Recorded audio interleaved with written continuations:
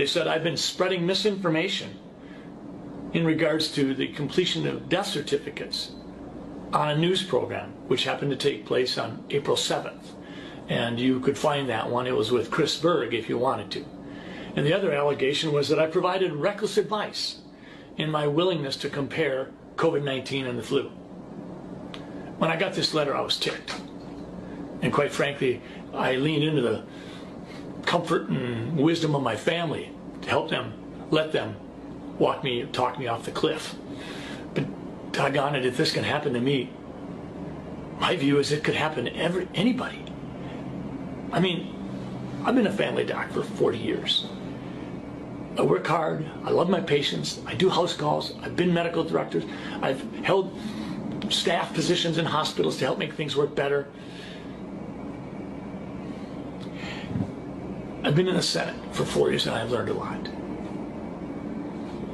I've never had anything like this happen. Shoot a mile. 5 years ago I was named the Minnesota Family Doctor of the Year in Minnesota.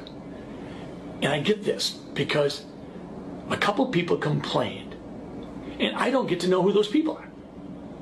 I don't know if they're routinely in a political camp, if they're activists. I've gone online and looked at what it takes to complete a complaint that the Board of Medical Practice has to follow up on. It's a one-page deal. You can say what you want. You could be a huge donor for the other party, and I wouldn't get to know it. I wouldn't get to know if you live in my district. I don't get to know anything. I checked. So here I am. I've spent the better part of the last 6 days preparing a response. I understand how important the work is that the Board of Medical Practice does. I mean, physicians do screw up. Two of the big areas where physicians mess up is inappropriate sexual behavior, inappropriate self-medicating, certainly with opiates. But this is an odd position for me to be in, and I am just stunned. But I should have seen it coming, because I saw the threats on social media. I've seen them for the last 2 or 3 months. I've seen them come from physicians. I've seen them come from people in all walk of life. They didn't agree with me. They didn't like it, that I was trying to provide some context for the flu, for COVID-19. We've had some 35,000, 40,000 cases of COVID-19 in Minnesota thus far. According to the Department of Health people, that might translate into 10 times that many. And if it does translate into 10 times that many, that's 350,000 cases. But in 2018, we had more than 500,000 Minnesotans with the flu. When I say that, am I recklessly giving you advice regarding COVID-19 and the flu? Dr. Anthony Fauci has come out and compared them all the time. Dr. Mike Osterholm has. In terms of the death certificates, on April 3rd, I got an email from the Department of Health that said very clearly that we should report COVID-19 on death certificates if it is assumed to have caused or contributed. Well, that's not how we do death certificates. The official ICD-10 coding for April 1st, 2020 through September 30th, 2020, during the time frame in question, says this: if the provider documents suspected, possible, probable, or inconclusive COVID-19, do not assign U07.1, which is COVID-19 disease. It says, assign a code explaining the reason for the encounter, such as fever, or a cough, or shortness of breath. That's what the official instructions say. So I get this on April 3rd. I end up inadvertently, sort of accidentally, running it up the flagpole with Chris Berg on April 7th.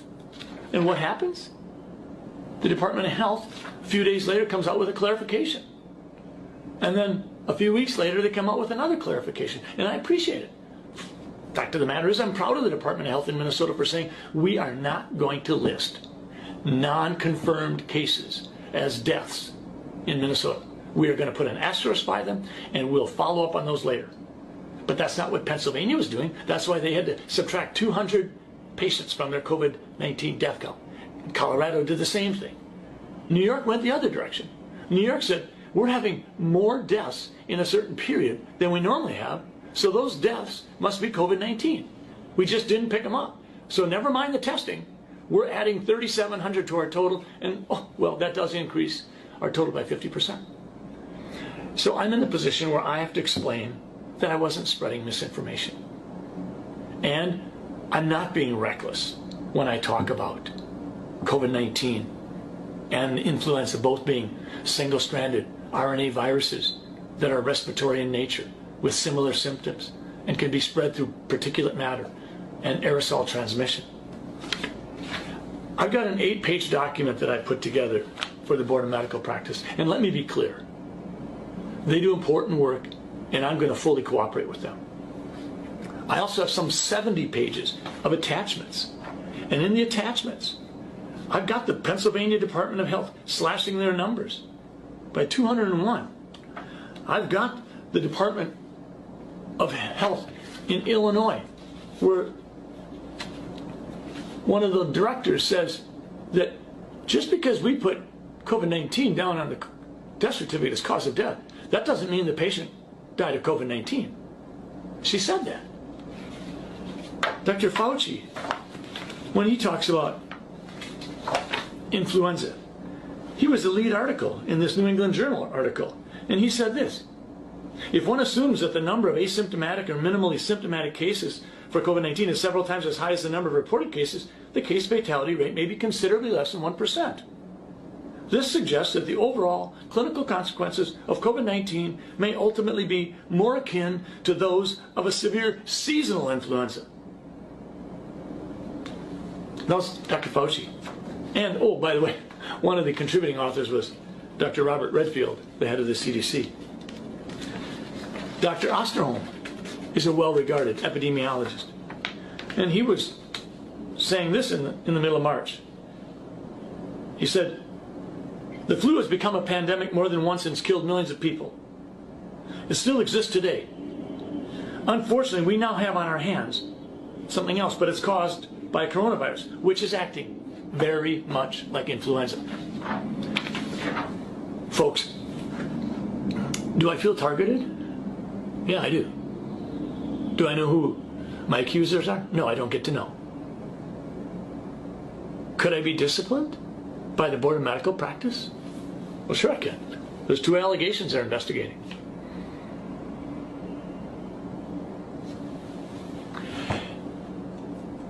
If I have been spreading misinformation.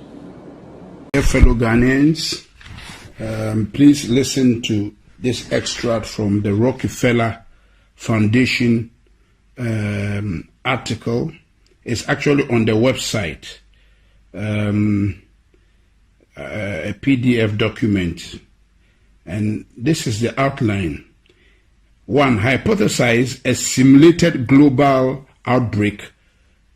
Required steps, various phases, overall timeline, and expected outcomes. Rockefeller Lockstep 2010. Create a very contagious but super low mortality rate virus. To fit the needed plan. And they have SARS/HIV hybrid research strain. So you see, it is not a purely viral thing.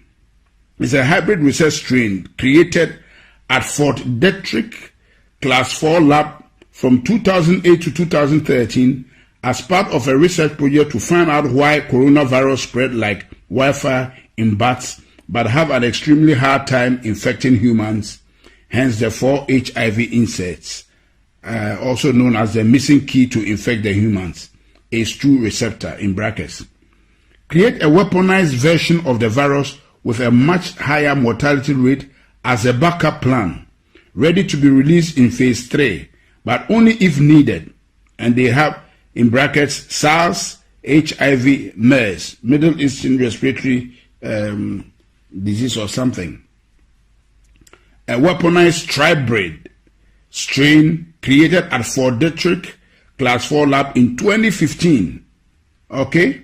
Transport the research strain to a different Class 4 lab, National Microbiology Lab in Winnipeg, Canada, and have it stolen and smuggled out by China. Wow.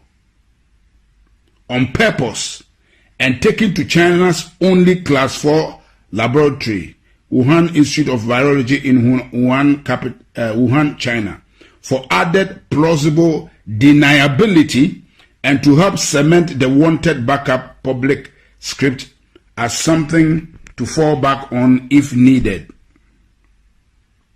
Primary script being its natural backup script being that China created it and released it by accident. That's why we said pandemic or accident according to plan. Found all the talking heads, Fauci, Birx, Tedros, and agencies WHO, NIAID, CDC, UN, that would be involved with pandemic response prior to the planned release of the research strain to control the wanted script throughout the operation. Create and fund the vaccination development and rollout plan so it's capable of being rolled out on a global scale. Bill Gates' Decade of Vaccines Global Vaccine Action Plan 2010 to 2020. Create and fund the vaccination verification certification protocols, digital ID, to enforce, confirm the vaccination program after the mandatory rollout is enacted, Gates ID 2020. Simulate the lockstep hypothesis just prior to the planned research strain release, using a real-world exercise as a final war game to determine the expected response timelines and outcomes. Gates, and that's Event 201, October 2019. Release the research strain at the Wuhan Institute of Virology itself, and then blame its release on a natural scapegoat as the wanted primary script, the Wuhan wet market, November 2019. You see how this thing has been really captioned? This is mystery of iniquity, wickedness, cached in secrecy.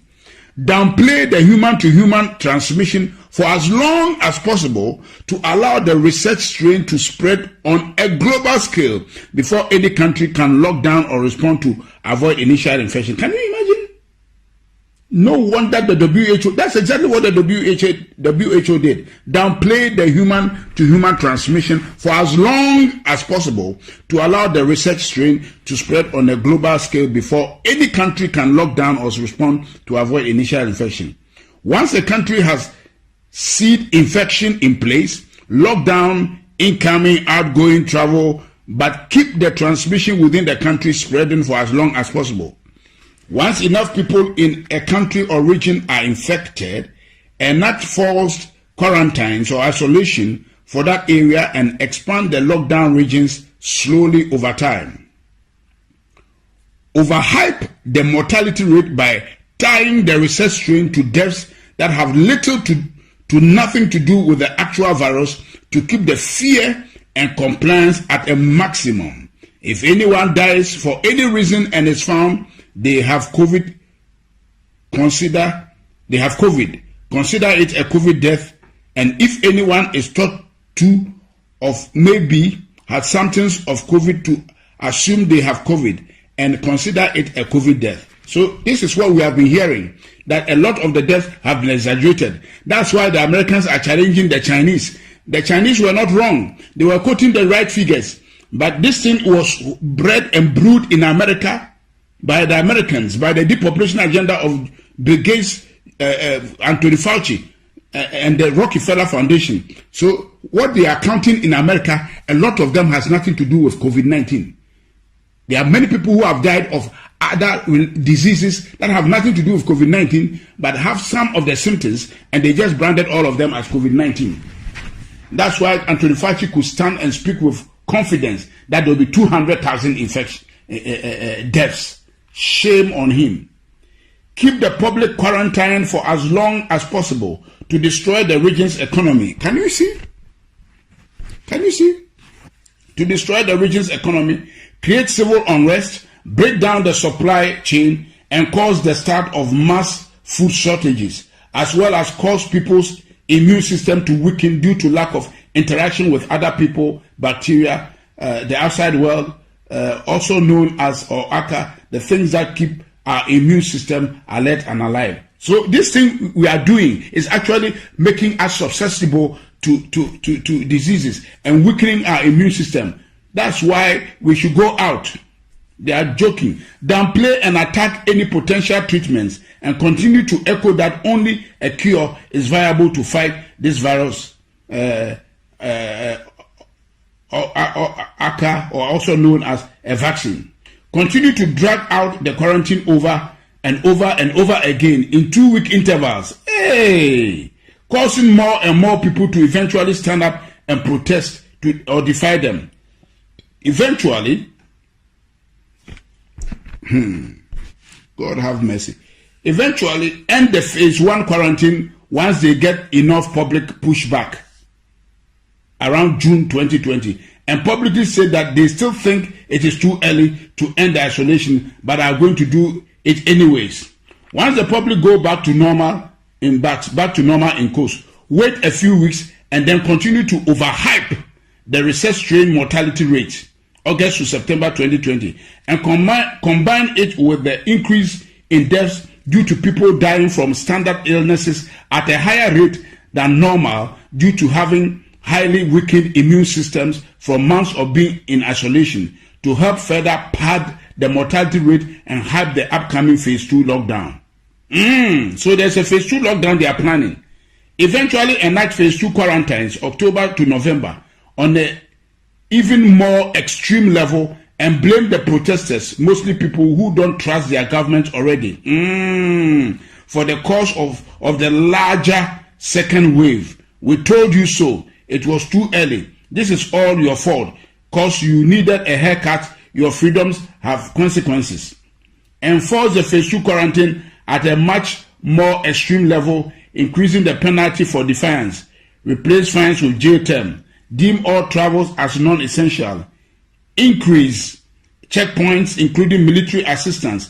Increase tracking, tracing of the population. Mandatory apps. Take over control of food, gas, large-scale shortages so that people can only get access to essential products, services if they are first given permission.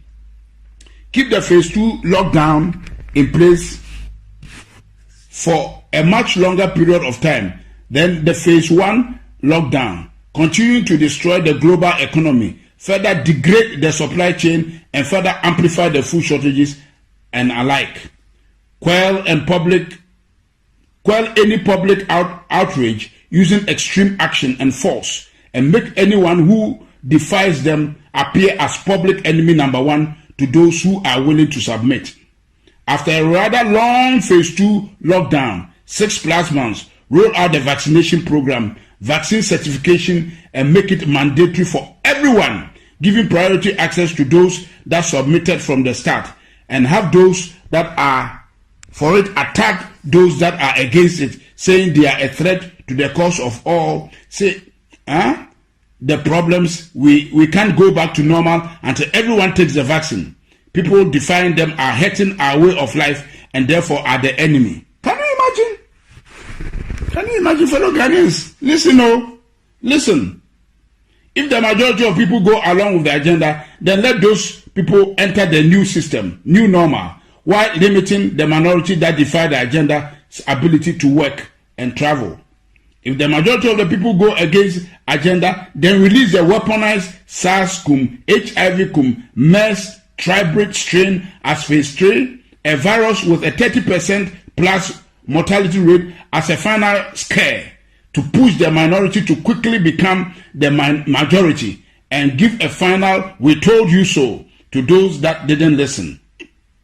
Enact the new economy model, Microsoft Patent 060606 cryptocurrency system, using body activity data, which is based on human behavior and willingness to submit. Tweaked version of Black Mirror's 15 million merits, using food, water, shelter, and other essentials as a weapon of enforcement of the new economic system. Basically, do what we want and get rewarded, gain credits, score and gain more access to things you need to survive, or go against what we want and get penalized. Those credits and those access to things you need to survive. This is recorded. Everything I've read to you, fellow Ghanaians, is what they have planned. And I am passing it around for everybody to pass it around and hear what has been planned. You can see everything that has taken place to date is right within this document from Rockefeller Foundation that somebody has been able to sneak out to us. And I've read it out because it is on the website. They may just take it out so nobody can go and get it again. So now I have it recorded so we can all listen to it, pass it round, and so that those who are saying it is all conspiracy theory can see. That's what the Bible means. The mystery of iniquity. It is cast in secrecy.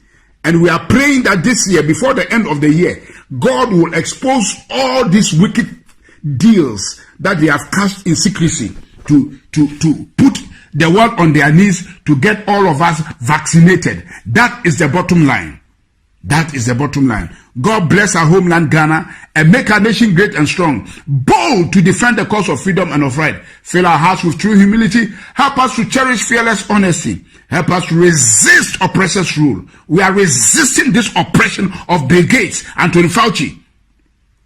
Yes, George Soros and the depopulation agenda. We are resisting them, and God is our helper. They will not succeed. I decree in the name of the Lord Jesus Christ, let God judge between them and us. They are here to destroy humanity and put us in a panic mode and deceive us and turn the world upside down. The world doesn't belong to these wicked guys. No way. They will not have their way. God will have his way. And what I'm doing now is part of what the church is supposed to do, to resist them. He says, the mystery of iniquity worketh, but he that letteth, he that restrains them, shall continue to do so until they be taken out. And so, as long as the church of the Lord Jesus Christ is here, they will not succeed.